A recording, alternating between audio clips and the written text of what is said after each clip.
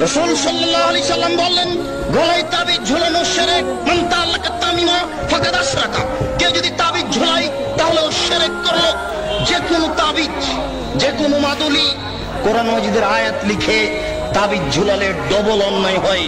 কোরআন মাজিদ কারো গলায় ঝুলে পায়খানায় যাওয়ার জন্য আসেনি, গলায় ঝুলে পেশাবখানায় যাওয়ার জন্য আসেনি।